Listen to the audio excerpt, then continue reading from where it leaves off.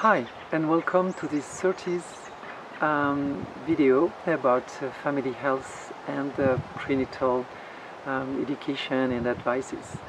So today we are jumping on the third part of the pregnancy, the last trimester.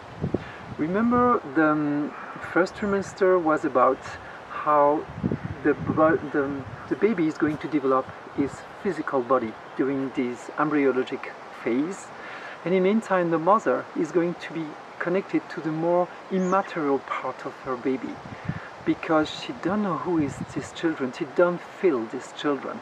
So it's very psychological, it's very spiritual, it's very unknown, it's in the ideas that she's expecting this baby.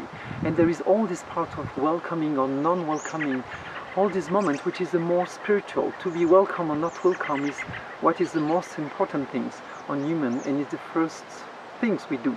To shake the hand, to the eye contact, all that, the first moment is the most spiritual in between people. And so in the meantime we have this spiritual and intense spiritual moment and this more material moment together. Second part, we have these moments linked to the mother starts to feel the baby, she has emotions, she starts to think to the baby, to connect to the baby, to talk to the baby. So it's the relational moment, the moment of the heart, but in the meantime the moment of the soul. You start to have a hope because you know, you feel it, it's not just a dream, it's a reality. So you start to travel between the soul level and the emotional level, the heart level, and you have a lot of hope. And in the meantime the baby develops all these senses to sense this emotion that the mother experiences. Positive, negative, it's a whole learning in the womb. So this is mainly the moment where we was talking about feeding the baby emotionally, to walk, to deal, to manage the stress, to try to avoid the conflict if it's possible, or to inform the baby of all the stress, to how to transmute them.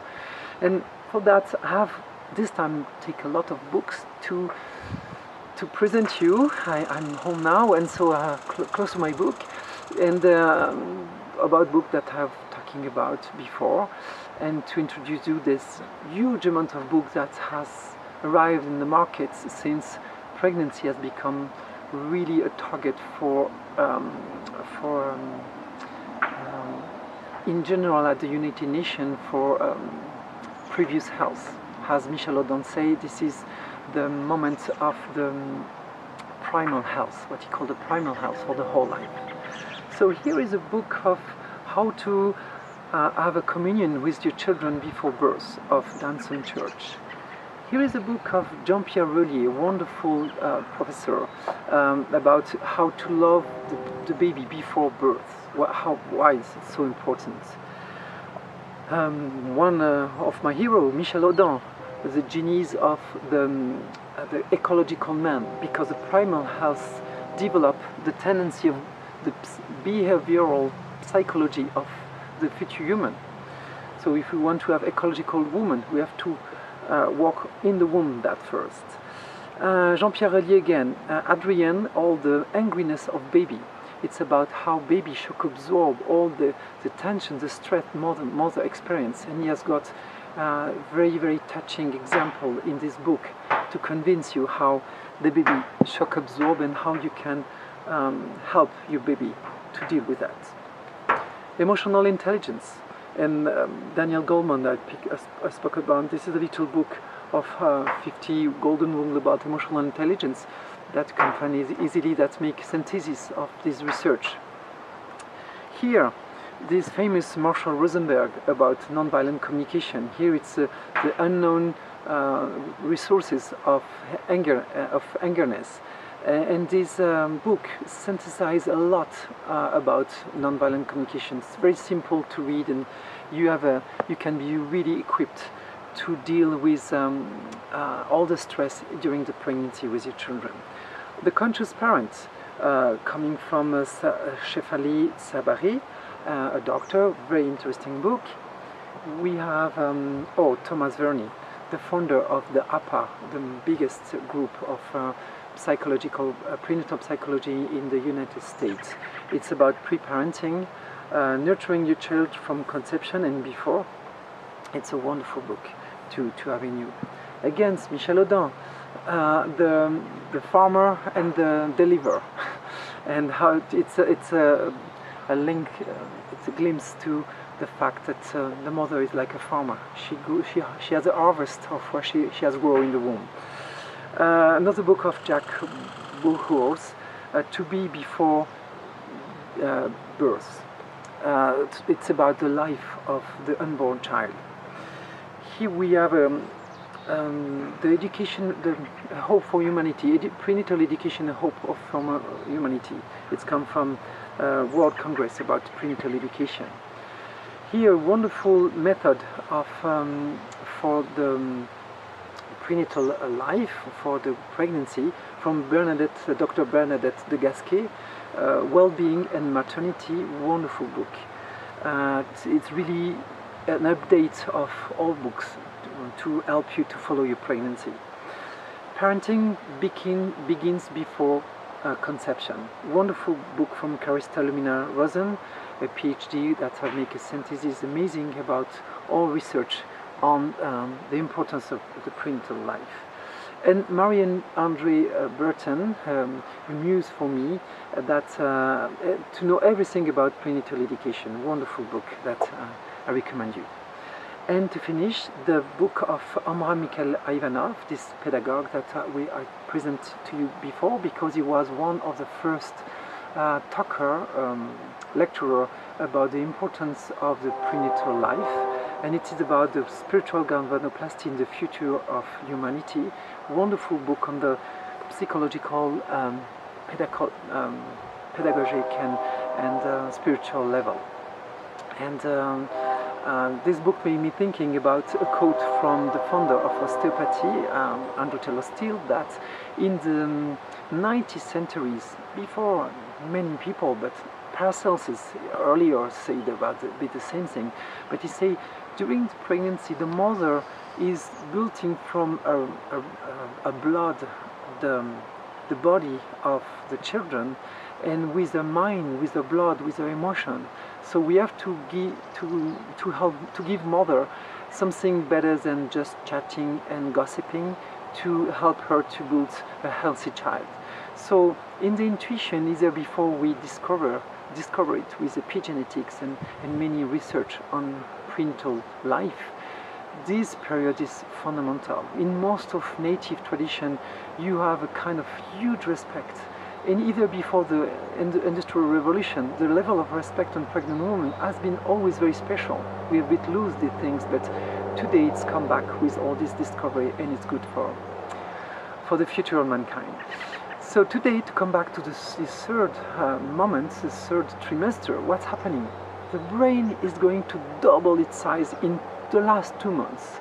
So this is really the moment where you will develop highway in your brain as a fetus to be able to analyze this, to encode a highway of information with all the senses. And we know now that the senses are not just 5. Neurodogs has find that proprioception and many other senses that go with all different kind of intelligence that now people start to take care either at school, in enterprise, to help people to give their best. This different is 17, 10 or 20 according to different research type of intelligence are linked to this 17, 20 type of senses that we have discovered. Perhaps there is more, but for now neurology has go much more than just 5 senses. Remember, the senses developed during the second trimester. During the third one, you are going to mix all what you are senses, and you are going to build ideas. You are going to do learning in the womb. It's so strong that at a certain point of this discovery in the early 80s, when people have understand that, in the researcher, they start to do crazy stuff. They try to put headphones on the womb to teach the children and mathematics and all stuff. The only result was very hectic and stressful babies, so not a good idea. But it was the first reaction of people to say, oh my God, the children encode a lot of information during these last 2 months. So it's important, we have to stimulate them to do genius. No, wrong way. If you stress the baby, it doesn't work like that. Everything goes through the mother. So in fact, what is the work? To develop your culture, to develop your brain, to develop your intelligence, your philosophy, your ideology, your spirituality. This is a moment of the brain. The brain works with the wisdom. Wisdom, brain, philosophy, pedagogy, learning, education, knowledge, all that is the field of the last moment of pregnancy. And what's going on? The mother starts to feel not to move so much than before. So she wants to be more quiet. She wants to have a me moment. She wants to, she has a bit more difficulty sometimes to move, sometimes not. But the size of her body helps her to be more quiet, to be more inside her, to more read, to more meditate, to have work, of course, to do activities, but to be more on herself. And this is a wonderful moment to support this huge development of the brain by first physically taking food for the brain. What is the food of the brain? The oil, omega-3. Omega-3 and any type of oil. The brain is due with, well, excuse me, the word I have a hold now, but it's all the oil help the development of the brain. So omega-3 you can have on the oil of colza, not canola. Be aware, canola is a GMO transformation, but colza cold pressed is one of the best spring of omega-3, but you have a lot of different spring. So it's very important to take a lot of this omega-3 for you and for your baby, because if you don't have enough, and because the baby double the size of his brain, the baby tends to take it from you, so from your own brain and from your own nervous system. So pay attention to have really much more omega-3 than usual, to avoid to have after a baby blues, because your brain has been drained and your nervous system has been drained by the baby. And to support the baby to have a kind of open bar for omega-3 for the baby. So this is for the physical aspect. But for the other parts, anything linked to culture, to civilization, like art. It's a moment to practice more than ever piano, flutes, singing. Of course it was very important during the emotional part, but at that moment it's more in terms of subtlety. Any art could be architecture, it could be writing a theater pieces, it could be writing poetry or reading poetry, to see shows, to see beautiful things on TV, video, films, Spanish novels that really completely transcend your mind, enlighten you. Could be book about science, about universe, about philosophy, about anything which is ecological, meaningful, humanly.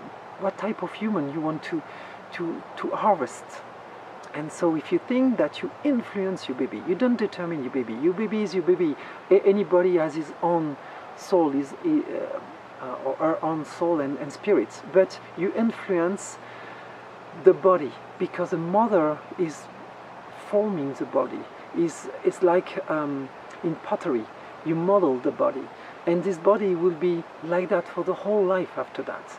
Of course you can change it, you can work on yourself all your life long, and HAPA in United States work a lot on that you can rebirth anytime, and this is a principle of epigenetic. You can be in a state of being in an environment that is so strong, an intense moment of retreat of meditation, yoga, or a trip in Alaska, or go in a sailing boat in the middle of the ocean. These moments are very strong in epigenetics, or walking alone in the desert, that it could make reparenting yourself, re-encoding new genes if you have a strong imprint. But when you have children, you know the power you have on the children. And the moment where you have the highest level of power is when this baby is in your womb and when you breastfeed this baby. So it's so important to pay attention to this moment, because your level of power is never more than that moment. So you influence it. Either if you don't determine, you give a strong influence to it. So why not to accompany in all the value that we want for the humankind: freedom, peaceful, harmony, peace, aesthetic, beauty, connectivity with the world, ecology, and sustainable life, and be healthy. Just anything which is so normal that any mother or parents want for their children. Knowing that, it's important to accompany the flow of life, and the flow of life is on the brain, on the hormonal system, on everything what is going to help the baby to learn. So if you are yourself in this mode of culture, of learning, of opening your mind, you help the baby to do the same. Remember that the baby imitates you and adapts you. Each information the baby has to has to react to that. So the moment the baby develops its brain, if you are in the same way, you are encouraging this process. You are encoding the highway of information already in the same way, and you orient it in positive energy for the children. We can think about Goethe in many centuries before, that was talking about this woman in love with, not in love, completely fascinated by a neighbor, that she liked her eyes was so beautiful that she constantly imagined and think about his eyes. And a baby is born with his eyes, so he's so strong than that. And it was completely different than the parents. And it was not a lover, it was just someone that she admired. So all that is so important to understand that the mother has a power amazing called imagination. Women have that. We remember the idea of the brain in 3D. But during this moment of development of your brain, please take a moment, have a daily meeting, love meeting with your children, and imagine everything physically. Beautiful eyes, beautiful eyebrows, beautiful forehead, face, body, strong, beautiful at any level. That will have an impact. And many studies start to be on that, to see how is really oriented beautiful bodies and much more strong. So it's so powerful than that. Secondly, moment to imagine qualities, virtue, all the emotional life you wish that your baby have, because remember at this moment all these information are going to be encoded already in the brain of the baby. So if the baby is immersed by that, education is nothing else than following an example. So if the mother lives that in her daily life and have a moment of meditation, imagination of that, the baby already is going to select genes to encode it. That's so simple and so powerful at that. And the last thing is all the mental life. If you educate yourself at that moment, read stunning things, discover, open your mind, and educate yourself of all, particularly philosophy, spirituality, wisdom, that will have an impact too on your children. And open his mind, make an open-minded person about science, about yes, anything that's make philosophy, spirituality, you know, what is nurturing the brain. So this was mainly the principal thing that you could do to accompany your baby and be a carrier, and knowing that you inspire. Education is just that, be a model and your children follow you. After that your children will have the choice to do whatever they want when they are going to develop their own mind. But for the first, you know, remember the last part, remember the little 8, the last part of pregnancy is going to rule the first part of the life, from birth to 25-30 years old. So everything, because it's a part of the learning, well, the children is going to learn anything. So you use a lot your brain, and we know how we learn so many things at that time that we won't be able to learn later in life when we are adults or more elders. So that's why this moment is so important, because everything that are going to be encoded will be a support that they can count on. Of course, if the pregnancy has been not so nice and there was a lot of stress and you don't have this knowledge, of course the children has encode more survival mode. But because he can redo his own pregnancy or her own pregnancy as adult, or you can do that during the education of your children, of course you can, there is never too late to continue to do that. But you can ease this process doing that during this trimester. But don't be sad if it doesn't be as you wish. You could continue to redo that all the time and help.